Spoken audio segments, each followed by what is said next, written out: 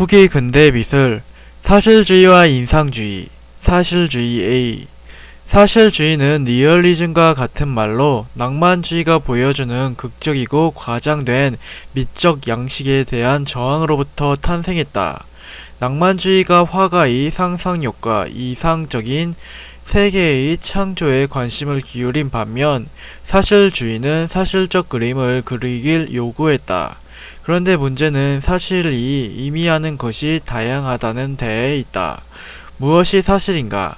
눈에 보이는 자연과 인물을 단지 있는 그대로 정확하게 묘사하는 것이 사실인가?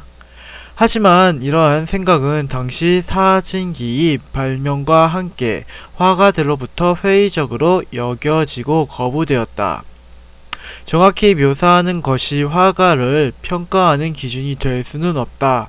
만약 정확한 묘사가 예술의 기준이 된다면 그 어떤 화가도 사진기만큼이 예술적 창작을 할 수 없을 테니 말이다. 그래서 사실주의에서의 사실은 눈에 보이는 사물을 똑같이 그려낸다는 의미가 아니라 그를 대상을 선정하는 데 있어서의 사실을 추구한다는 의미다. 쉽게 말하면 우리의 남루한 현실을 포장하지 않고 있는 그대로 그려내는 것이 사실이 되는 것이다. 사실주의 이전의 그림들은 역사적인 영웅을 용맹하게 그린다거나 도자기 같은 피부를 가진 누드의 여신을 그린다거나 한껏 치장한 귀족을 아름답게 그렸다. 하지만 이것은 일상적 현실이라는 사실과는 너무도 동떨어져 있었다. 사실주의 미술은 진짜 사실을 그려내려고 노력했다. 노동자의 남루한 삶이나 옆집이 가난한 이웃, 노동의 고됨을 가감없이 묘사했다. 사실주의의 대표적인 인물은 쿠르베로 사실주의의 시작을 알린 인물인 동시에 사실주의 미술에서 독보적인 존재다. 쿠르베는 파리 살롱전에 오르낭이 매장을 출품하여 엄숙한 아카데미 비평가들의 혹평과 대중의 환호를 모두 받았다. 자신이 고향 오르낭에서 일어난 장례식을 그려낸 작품으로 가운데 구덩이를 기준으로 늘어선 사람들은 실제 마을 사람들 한 명 한 명을 정확하게 그렸다. 이들은 장례식인데도 불구하고 가운데 몇몇 사람을 제외하고는 모두 다른 곳으로 시선을 두고 별로 관심이 없어 보인다. 게다가 이 작품의 크기는 6m에 이른다고 하니 이다지도 사소하고 일상적인 사건을 왜 이렇게 대단하게 그려놓았는지 당시 사람들은 당혹스러워 했다고 한다. 그때까지만 해도 장례식에 대한 소재는 흔했는데 모두 교회나 신과 연결된 개인이 성스러움을 소재로 했었기 때문에 그 충격은 더 클 수밖에 없었다. 오르낭의 매장은 사실주의 신호탄이었다. 이후 그는 돌 깨는 사람, 화가의 아틀리에 등 현실의 모습을 가감없이 담담하게 보여주는 사실적인 그림들을 그렸다. 당대의 가난한 다수를 있는 그대로 가감없이 그렸을 뿐이지만 쿠르베의 그림은 정치적일 수밖에 없었다. 이는 당시 사회적 분위기에서 기인한다. 프랑스 혁명 이후 왕과 귀족 중심이 엘리트주의에서 다수의 가난한 민중의 참여가 강조된 민주주의로 사회적 분위기가 변화하면서 당시는 이념의 대립으로 매우 혼란스러운 상황이었다. 왕을 중심으로 한 전통적 세계관과 민중을 중심으로 한 혁명적 세계관이 충돌하고 있었다. 이러한 분위기에서 민중을 회화의 주인공으로 가져온 것만으로도 그의 작품은 진보적 성향을 강력하게 대변할 수밖에 없었다. 이렇게 표현 방식에서 필연적으로 발생하는 정치적 이념성으로 결국 20세기가 되면 사실주의는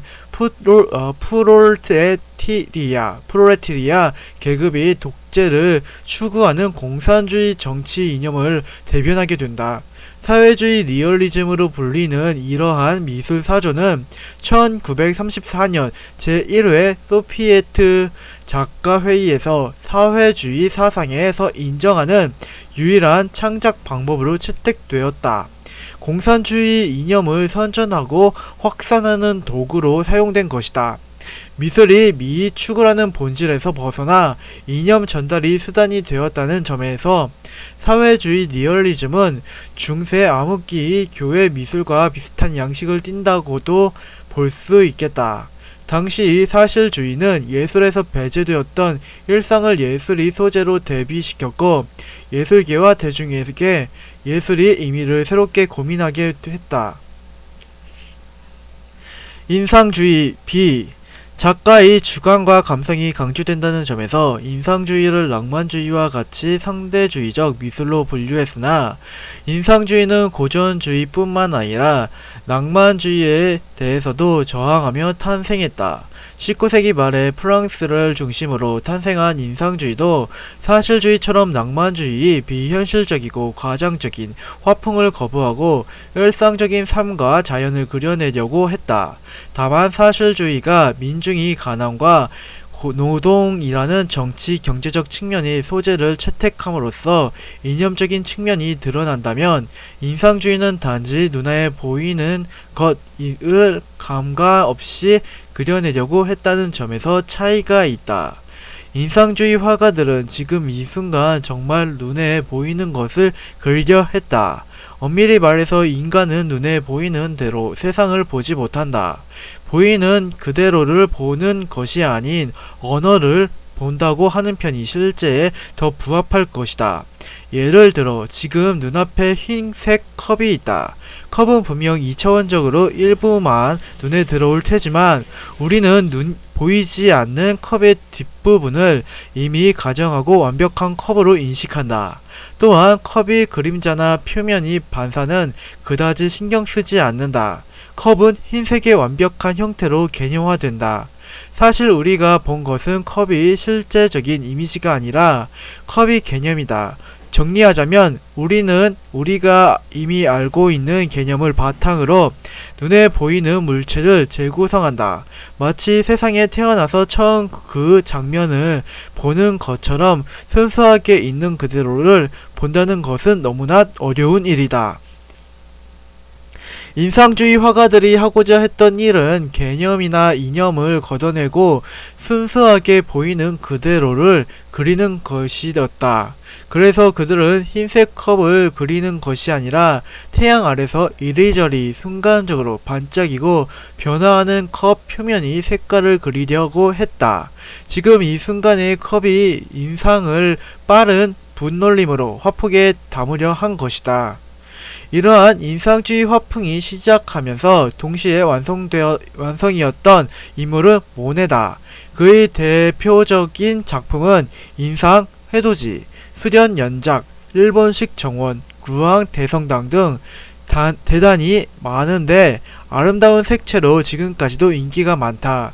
인상주의라는 용어를 탄생하게 한 작품 인상해돋이는 모네가 고향집에서 항구를 내려다보며 즉흥적으로 그린 그림이다. 현대인의 시각으로 보면 해가 뜨는 장면이 우리에게 주는 인상을 어떻게 이렇게 잘 표현했는지 놀라운 따름이다. 하지만 당시 사람들은 이 그림을 매우 불편하게 생각했다. 그들이 생각하기에 그림이란 일단 고전주의와 낭만주의에서 보여주는 두꺼운 물감으로 무게감 있게 표현되어야만 했다.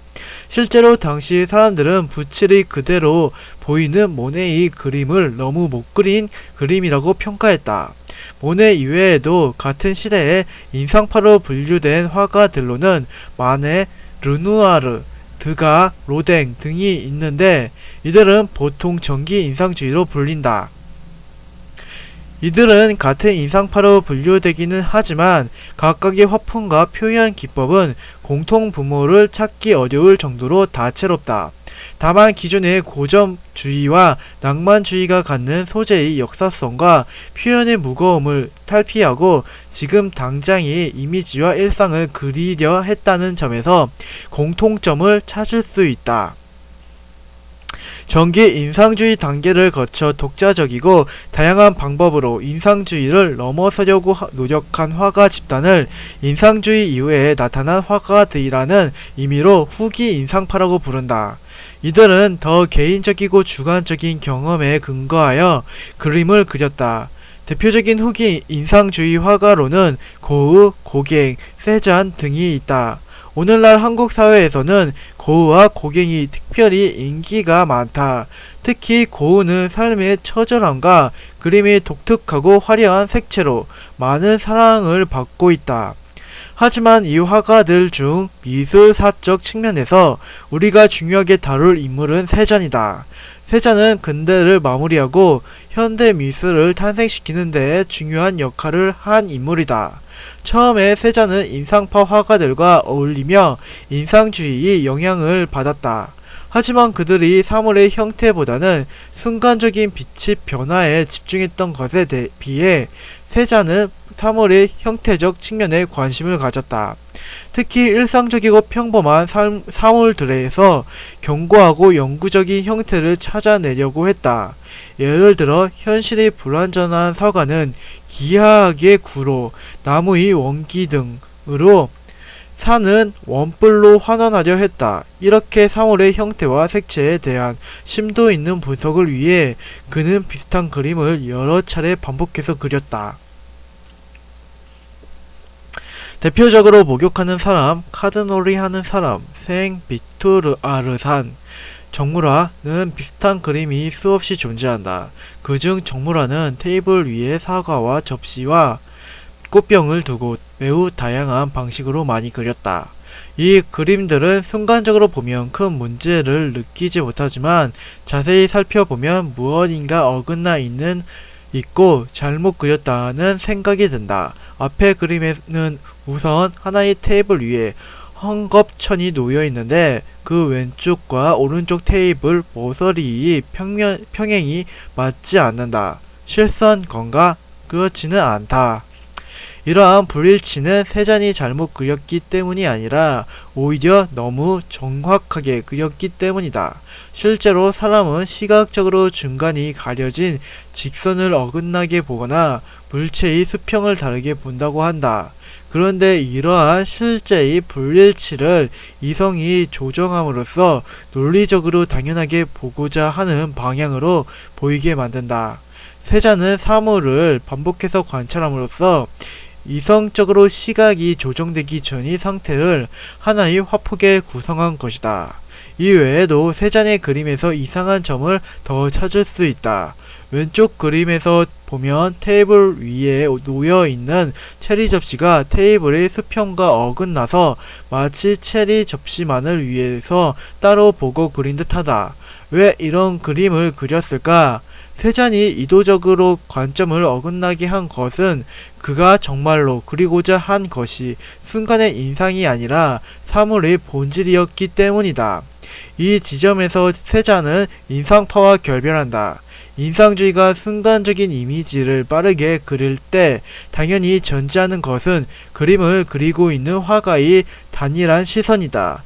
인상주의를 포함한 기존의 모든 그림은 한 명의 화가의 관점에서 본 1인칭이 세계를 그린다. 이때의 주인공은 화가가 된다. 회화는 화가 중심이 세계인 것이다. 이와 반대로 세잔이 그리고자 한 것은 사물 그 자체의 본질로 그림의 주인공은 사물의 본질이 된다. 생각해보면 실제 사물은 관찰자의 시선과 독립해서 존재한다. 따라서 세잔이 생각할 때 그림에 존재하는 화가의 단일한 시선은 그렇게 중요한 요소가 아니었다. 정말 중요한 것은 시간과 공간의 제약에서 벗어난 구성적 측면에서의 사물의 형태였다. 그래서 세잔의 그림에서는 다른 측면에서 관측된 대상들이 동시에 하나의 화폭에 그려진 것이다. 세잔의 이러한 선구적인 작업은 후에 현대 입체파와 추상 미술을 탄생하게 함으로써 현대 미술이 시작하는 계기를 마련한다. 근대의 미술을 정리해보자. 근대 미술은 초기와 후기로 나눠진다. 초기의 근대 미술은 이성을 중시하는 신고전주의와 감성을 강조하는 낭만주의의 대결로서 전통적인 미술적 대립의 구도를 충실하게 반영하고 있다. 후기에는 사실주의와 인상주의가 등장하며 신고전주의와 낭만주의를 모두 비판한다. 특히 고전주의와 낭만주의가 선택했던 소재의 역사성이나 종교성에서 벗어나 일상적이고 현실적인 그림을 그리고자 했던 것이 사실주의와 인상주의의 특징이다. 다만 사실주의가 노동과 민중이 현실이라는 사실을 그렸다면 인상주의는 순간적으로 변화하는 빛의 인상을 그리려 했다는 점에서 차이가 있다. 인상주의는 후기에 이르러 개성 넘치고 다채로운 천재적 화가들을 탄생시키며 실험적인 현대 미술로 넘어가는 다리가 된다. 이제 근대 미술을 절대주의와 상대주의 미술로 구분해서 해보자. 신고전주의의 절대적 측면과 낭만주의의 상대적 측면은 각각 사실주의와 인상주의로 이어진다고도 볼 수 있다. 우선 사실주의는 감성을 강조하는 낭만주의의 과장된 화풍을 거부하고 실제 현실을 그리려고 했다는 점에서 절대주의적 측면을 갖는다고 하겠다. 하지만 사실주의가 정치적 이념성을 강하게 내포했고 이후에 사회주의 체제를 선전하기 위한 수단으로 변화했다는 점에서 중세의 그리스도교 미술처럼 절대주의와 상대주의에 포착되지 않는 논외의 미술 화풍으로 분류하는 것이 타당하겠다. 반면 인상주의는 낭만주의에 대한 거부이긴 하지만 화가 개인이 주관과 감성을 강조했다는 점에서 상대주의적 미술로 분류할 수 있다. 이를 토대로 지금까지 미술 흐름을 정리해보자.